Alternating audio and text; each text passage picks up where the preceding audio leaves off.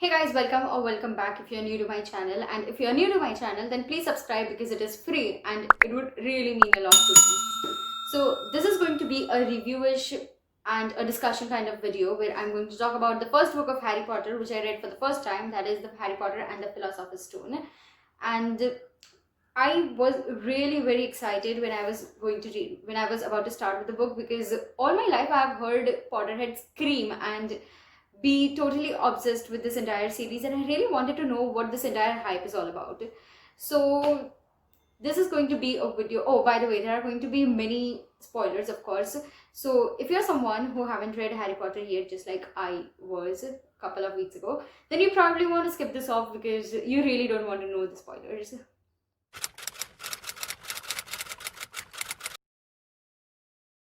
So this is a story about this little boy called Harry Potter, whose parents were murdered by the Dark Lord, Lord Voldemort, and he lives with his aunt, uncle, and his cousin at Privet Drive, and he has no clue that he's a wizard. The people with whom he lives are utterly horrible and rude and always mean to Harry for absolutely no reason, and I have no clue that why don't they put him in some orphanage if they are so fed up of him for absolutely doing nothing. So one fine day, out of nowhere, Hagrid, who is a half giant, comes to visit Harry at Privet Drive at midnight to wish him birthday, and that is when he tells him that, Harry, you are a wizard. He just spills it out so casually, like, dude, what's up with you? You can do magic. Why are you afraid of these muggles? And that is so cool. Like, all your life you have been working hard manually, and then you realize that, oh, you can just do magic. It's like you no more have to stand up and get the TV remote, but you can do some spells and the remote comes to you.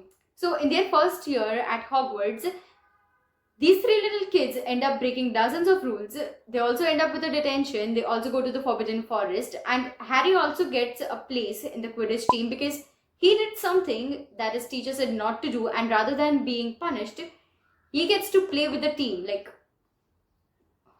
I don't even remember what I did in my first year of college. Like, I remember being worried about how I'm going to clear my exams without studying. And these three little kids in their first year of school, like 11 years old, and they are going left and right, saying, hell with the rules, we are going to save the school, even though we don't know how to do the magic yet.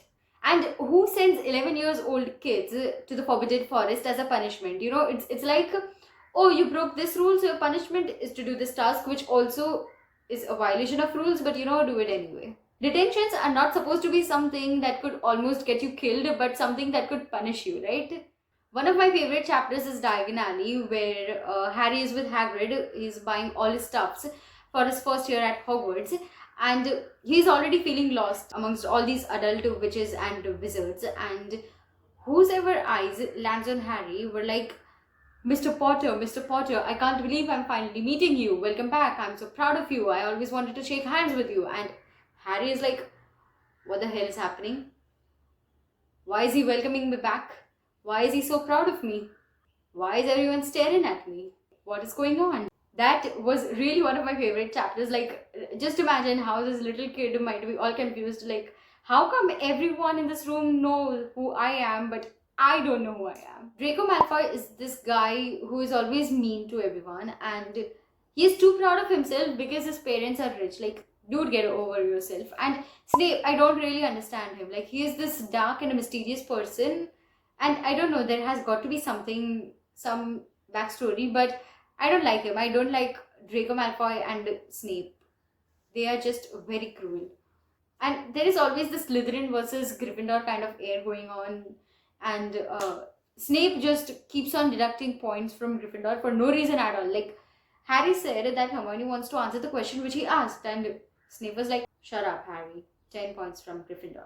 Dude, what the hell? So one part which really got me all emotional was when Ron decided that he will die, or he'll sacrifice himself while he was playing chess so that his friends can go on and save the Philosopher's Stone and then eventually save the school. That was just so touching and cute. Like, these little kids are all worked up to save the school and are all solving these mysteries and trying to find connections to understand what's completely going on. And another favorite part of mine was when Harry is resting in the hospital wing and Ron comes in and he tells Harry that he got to be at the end of the year feast tomorrow, and he says that Slytherin won the House Cup with the highest point and they will be getting the trophy tomorrow, and Gryffindor, that is their house, lost the Quidditch match against Ravenclaw, but the food will be good. it sounds so perfect, like damn with all the things, Harry, just come and let's have the food, brother. In the next chapter, then Dumbledore is supposed to present the House Cup to the Slytherin, but he decides to be generous. He ends up awarding 50 points to Gryffindor because Ron played chess brilliantly. Additional 50 points to Gryffindor because Hermione used some cool logic to face the fire, and additional 60 points to Gryffindor because Harry showed outstanding courage. Like, dude, that is completely being biased. That is when Gryffindor and Slytherin's point tied up, but then Dumbledore decided to give additional 10 points because Neville Longbottom tried to stop his friends from sneaking out. Like, that is just so unfair, guys. Just imagine what the Slytherin people might have been feeling like. Because of these 4 little kids, 11-year-old kids, they ended up losing their House Cup. And there literally are no mentions about Ravenclaw or Hufflepuffs. Like, it is all Slytherin and Gryffindor, and they don't even like each other.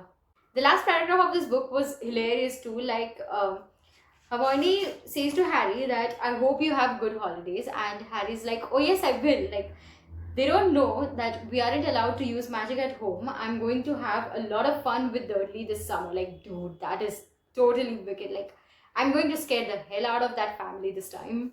I feel so fresh after reading this cute and innocent story of these kids. Like, finally, after all these years of delay, I started with the series. I'm really very glad for that. That's that, people. I will go and get back to reading. I really want to know, what did you think about this book, or which is your favorite book from the entire series? If you like this video, make sure that you like and also subscribe. I'm going to post all the review and rant videos for all the books of Harry Potter. The link will be in the description. Make sure that you check it out. I'll be back with many bookish videos soon. Until then, keep reading.